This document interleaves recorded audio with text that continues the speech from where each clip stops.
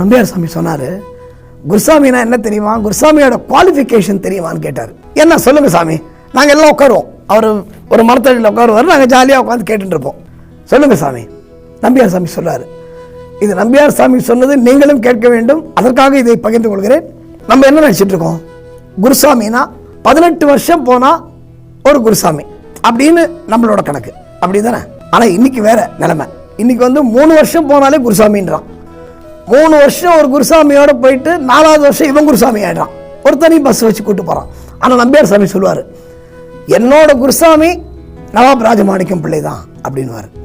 இந்த நவாப் ராஜமாணிக்கம் பிள்ளை தான் இந்த பள்ளிக்கட்டு பாட்டு வரத்துக்கு முன்னாடி, இது வீரமணி பாட்டா கொடுத்து சபரிமலையை ஆரம்பிச்சு வச்சார் பாட்டில்.